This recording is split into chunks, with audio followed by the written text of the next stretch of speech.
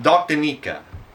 Hungry Joe was crazy, and no one knew it better than Yossarian, who did everything he could to help him. Hungry Joe just wouldn't listen to Yossarian.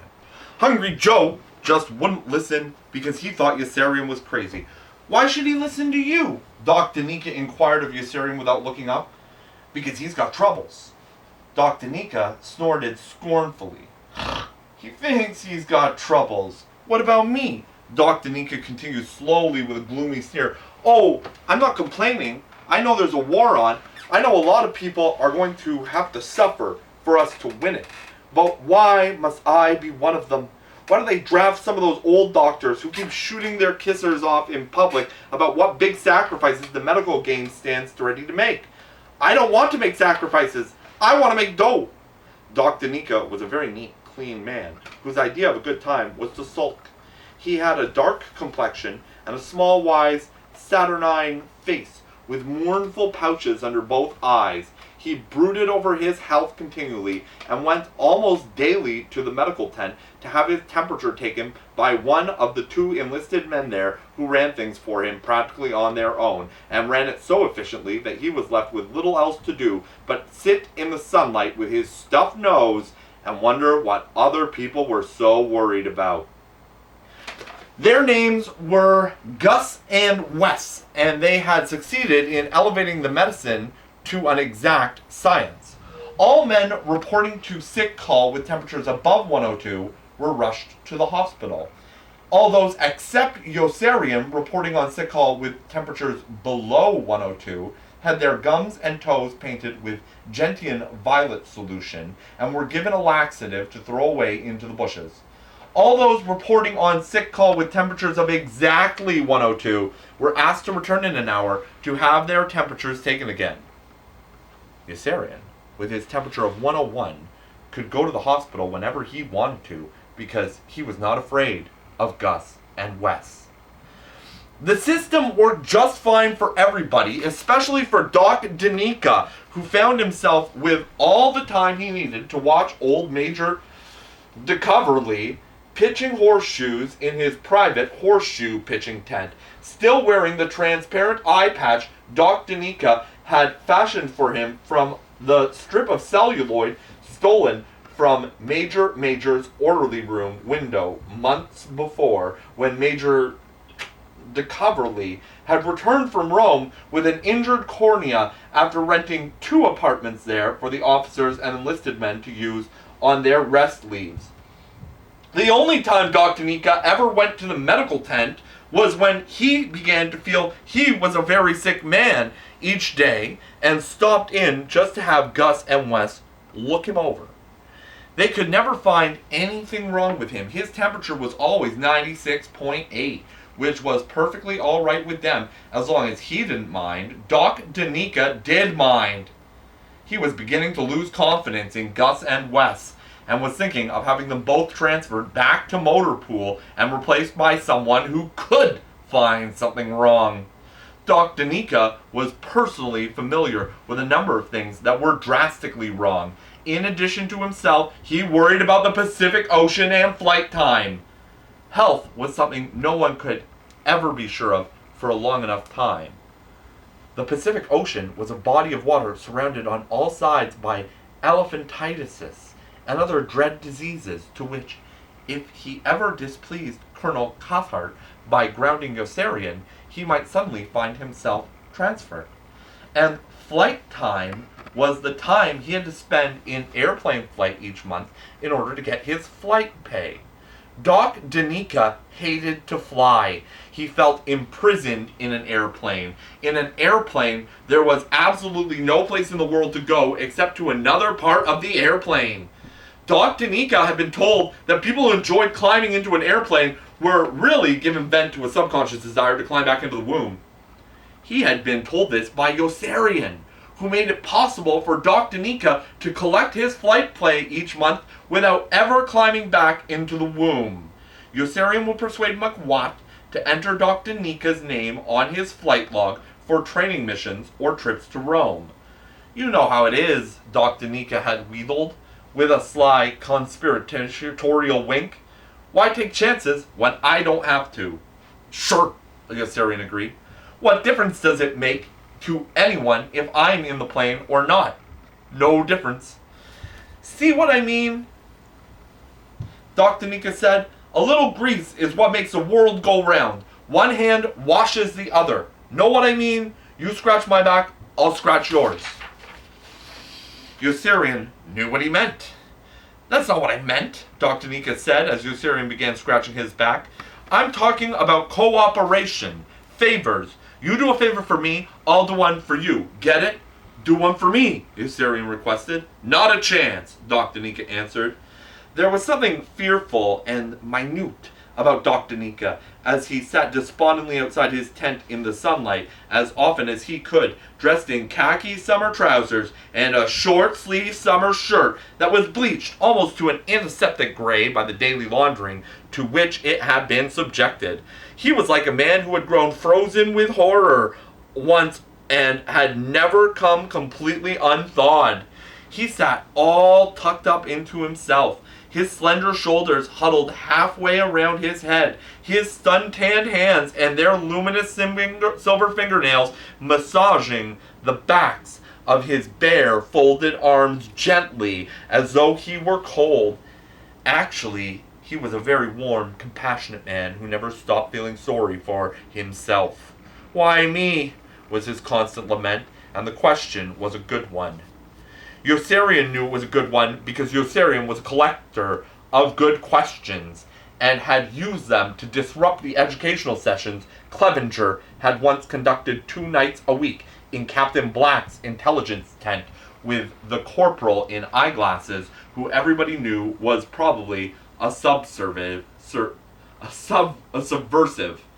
Captain Black knew he was a subversive because he wore eyeglasses and used words like panacea and utopia, and because he disapproved of Adolf Hitler, who had done such a great job of combating un-American activities in Germany. Yossarian attended the education systems because he wanted to find out why so many people were working so hard to kill him. A handful of other men who were also interested, and the questions were many and good when Clevenger and the subversive corporal finished and made the mistake of asking if there were any. Who is Spain? Why is Hitler? When is right? And there, what was that stooped and mealy-colored old man I used to call Papa when the merry-go-round broke down? How was Trump at Munich? Ho ho, berry berry, and balls. All rang out in rapid succession. And then there was Yossarian with a question that had no answer. Where are the Snowdens of yesteryear? The question upset them, because Snowden had been killed over Avignon when Dobbs went crazy in mid-air and seized the controls away from Hubble. The corporal played it dumb. What? He asked. Where are the Snowdens of yesteryear? I'm afraid I don't understand. Où sont les neiges d'antan? Yossarian said to make it easier for him. Parlez en anglais, for Christ's sake, said the corporal. Je ne parle pas français. Neither do I, answered Yossarian, who was ready to pursue him through all the words in the world, to wring the knowledge from him if he could. But Clevenger interrupted, pale, thin, and laboring for a breath, a humid coating of tears already glistening in his undernourished eyes. Group headquarters was alarmed, for there was no telling what people might find out once they felt free to ask whatever questions they wanted to. Colonel Cathart sent Colonel Corn to stop it, and Colonel Corn succeeded with a rule governing the asking of questions. Colonel Corn's rule was a stroke of genius. Colonel Corn explained it in his report to Colonel Cathart. Under Colonel Corn's rule, the only people permitted to ask questions were those who never did.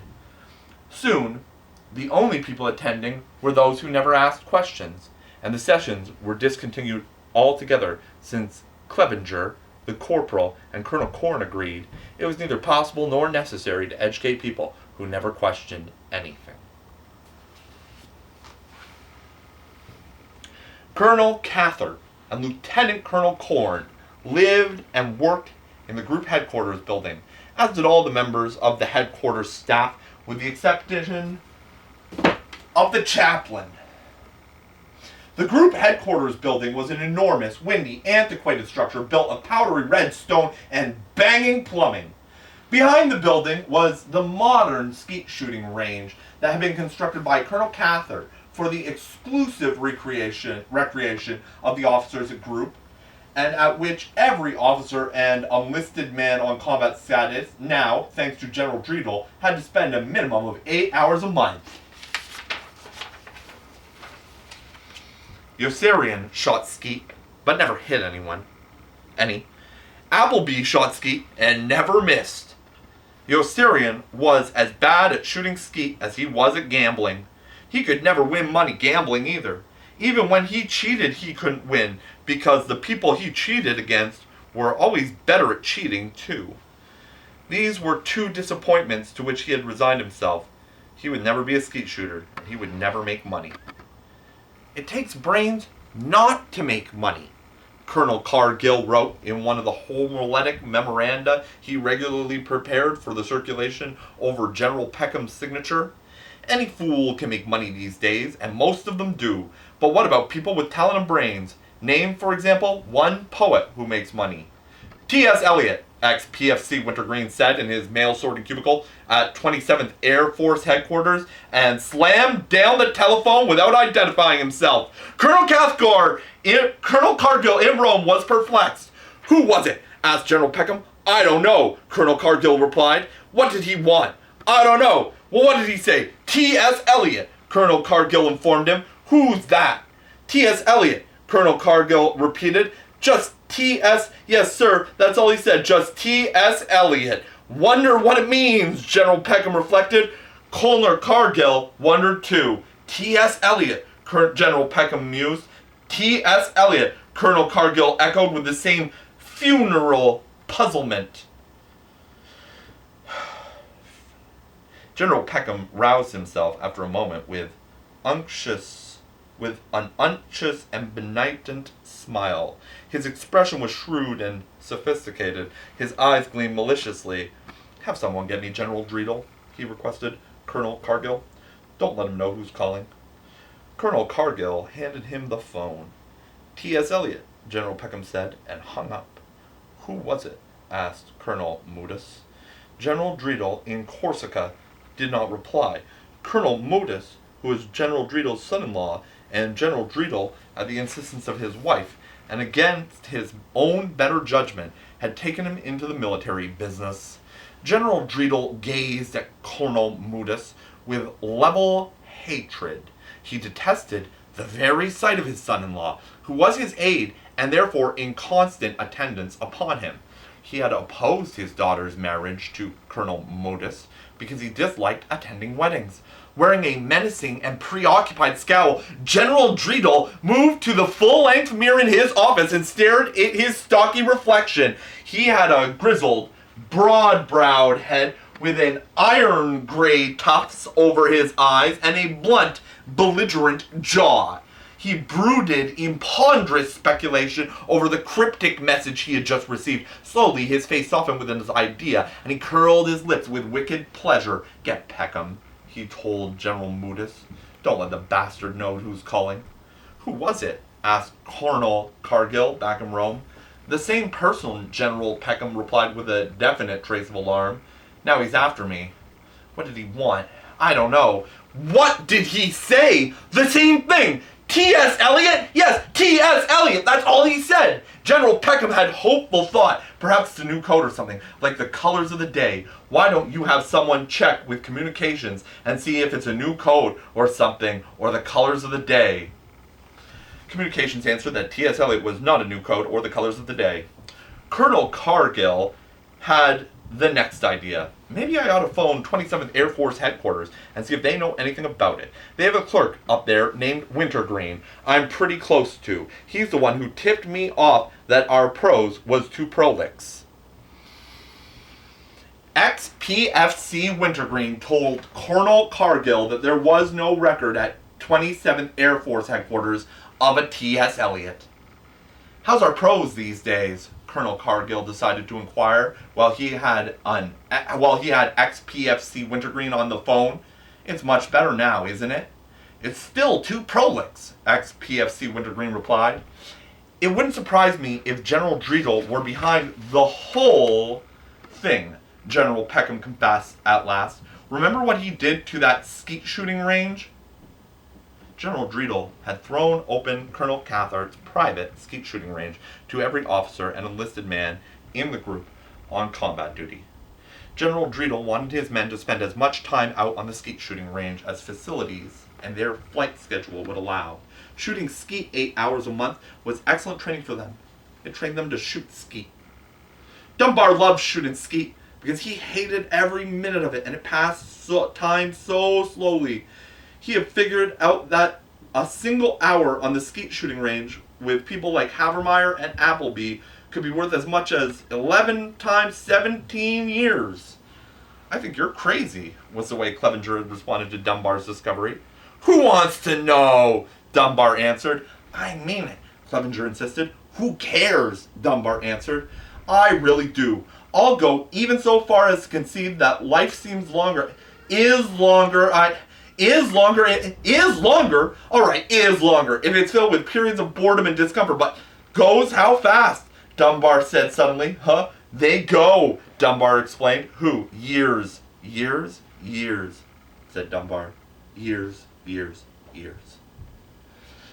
Clevenger, why didn't you let Dunbar alone? Yossarian broke in. Don't you realize the toll this is taking?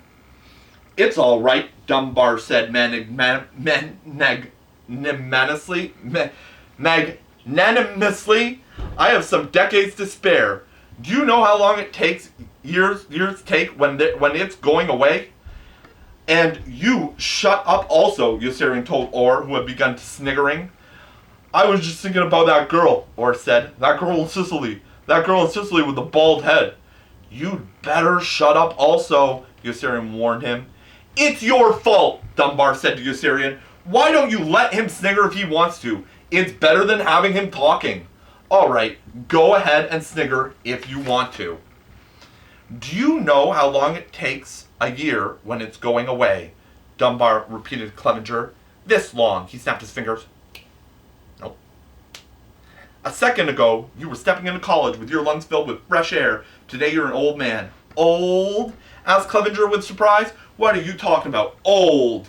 I'm not old. You're inches away from death every time you go on a mission. How much older can you be at your age? A half a minute before you were stepping into high school and an unhooked brassiere was as close as you ever hoped to get to paradise. Only a fifth of a second before that, you were a small kid with a 10-week summer vacation that lasted 100,000 years and still ended too soon. Zip! They go rocketing by so fast. How the hell else are you ever going to slow time down? Dunbar was almost angry when he finished. Well, maybe it is true, Clevenger conceded unwillingly in a subdued tone. Maybe a long life does have to be filled with many unpleasant conditions if it's to seem long. But in that event, who wants one? I do, Dunbar told him. Why? Clevenger asked. What else is there?